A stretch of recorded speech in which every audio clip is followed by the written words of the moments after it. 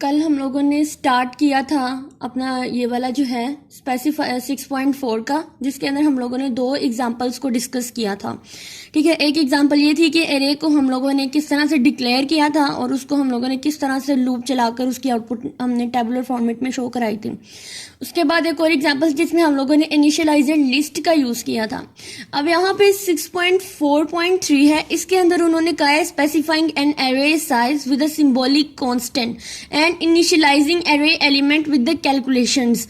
अब उन्होंने कहा है कि आपने सिंबॉलिकल कांस्टेंट के थ्रू जो है वो एरे का साइज स्पेसिफाई करना है और फिर आप लोगों को एरे को इनिशियलाइज करना है। कैलकुलेशंस का यूज करते हुए हम लोगों ने अपनी जो भी वैल्यूज हैं उसको हम लोगों ने प्रिंट करा कर देना है। अगर इसकी थोड़ी सी डिटेल में पढ़ें तो यहाँ पे है initialise 5 elements arrays with the values 2, 4, 6, 8, 10। ठीक है, ये वाली हम लोगों ने यूज कर, ये वाली वैल्यूज जो है वो हमारी आउटपुट में आनी चाहिए। और यहाँ पे उन्होंने लिखा था विद द कैलकुलेशन, यानी हमें कैलकुलेट करके ये वैल्यू आनी चाहिए। And then print the arrays in tabular format के अंदर हम लोगों ने पहले भी डिस्कस किया किस तरह से हम लोग करते हैं टेबुलर फॉर्मेट के अंदर उसको प्रिंट, तो वही हम लोगों ने यहाँ पे यूज करना है। जस्ट थोड़ा सा डिफरेंस आएगा इसके अंदर। एक ये कि हम लोगों ने एरे का जो साइज देना है वो सिंबॉलिक कांस्टेंट होना चाहिए। दूसरा ये कि हम लोगों ने इसमें कैलकुलेशन यूज करनी है टू जनरेट द वैल्यूज। अब ये वाली वैल्यूज हैं, इनको जनरेट करने के लिए हमने मल्टीप्लाई करना है लूप काउंटर को।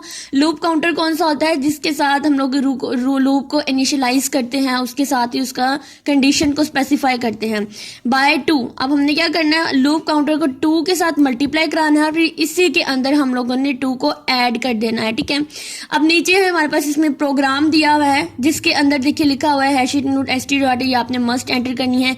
उसके बाद यहाँ पे #define size 5। अब ये हमारे पास क्या है, साइज है, गिवन है हमारे पास साइज। अब हमें कैसे पता चला कि हमने ये साइज 5 क्यों यहाँ पे ऐसे लिखा हुआ है, इसको ऐसे डिफाइन क्यों किया हुआ है? क्योंकि यहाँ पे हमारी स्टेटमेंट के अंदर था सिंबॉलिक कांस्टेंट के साथ हम लोगों ने साइज को अरे का साइज देना है। तो यहाँ पे फिर हम लोगों ने जब अरे को हम लोगों ने डिक्लेयर कराया तो उसके अंदर हम लोगों ने अपना साइज दे दिया था, ये वाला जो ऊपर हम लोगों ने डिफाइन किया है। ठीक है, arrays S has a size elements. ठीक है, फिर आगे हम लोगों ने लूप चलानी है और इस लूप के अंदर अपनी वैल्यूज को सेट करना है। अब सेट करने के लिए उन्होंने ऊपर हमें जो स्टेटमेंट थी उसके अंदर ही गिवन कर दिया था कि आपने कैलकुलेशन के थ्रू इसको सेट करना है। कैसे? Multiply the loop counter. Loop तो हमें पता है कि वो चलनी ही चलनी है। अब देखो यहाँ पे हमारे पास पहले क्या होता था, पहले होता था कि हमारे पास जो है यहाँ पे इंट आई था, आपने इस साइज टी को हटा दिया, अब यहाँ पे इंटीजर ही यूज करेंगे। ठीक है, इंट आई था और यहाँ जे कोई भी आप यहाँ पे काउंटर वेरिएबल ले सकते हैं। फिर उसमें लेस देन हम लोग 5 कर देते थे। 5 क्यों करते थे? क्योंकि हम यहाँ पे एरे का जो साइज था उस 5 को रखते थे उसके अंदर।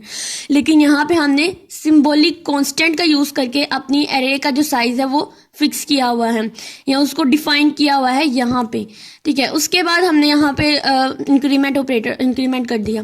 फिर नेक्स्ट अंदर कैलकुलेशन किस तरह से करेंगे हम लोग कि हमारी जो भी काउंटर लूप थी उसको हम लोगों ने 2 के साथ मल्टीप्लाई कराना है। तो ये हमारी काउंटर लूप थी, इसको 2 के साथ मल्टीप्लाई कराया एंड ऐड 2 और इसको 2 के अंदर हम लोगों ने ऐड कर दिया।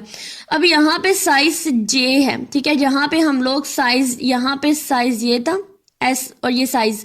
अब इसके अंदर हम लोगों ने हमेशा लूप के अंदर जो भी एरे को हम लोगों ने डिक्लेयर या इनिशियलाइज करना होता है उसमें हम लोग जो भी यहाँ पे काउंटर वेरिएबल होता है उसको हम लोग उसके अंदर स्पेसिफाई करते हैं। देन हम लोग क्या करेंगे, अपनी टेबुलर फॉर्मेट के एक स्ट्रक्चर देंगे, उसके लिए हम एक प्रिंटफ लिख देंगे और उसके अंदर हम लोग एलिमेंट और वैल्यू, इनके अंदर जो भी स्पेसिस हैं, करेक्टर स्पेसिस, उसको हम लोग स्पेसिफाई कर देंगे। नेक्स्ट आउटपुट के लिए हम लोग क्या करेंगे, वही लूप जो हम लोगों ने इनपुट के लिए की थी वही लूप हम लोग आउटपुट के लिए भी लिखते हैं और प्रिंट एफ कर देंगे कि जे हमारे पास क्या है, एलिमेंट्स को शो कराता है। फिर हमारे पास साइज जे क्या है, जो कैलकुलेशन करके हमारी वैल्यूज आई हैं। ठीक है, तो ये थी हमारे पास पूरे का पूरा प्रोग्राम इन चीज को स्पेसिफाई करने के लिए।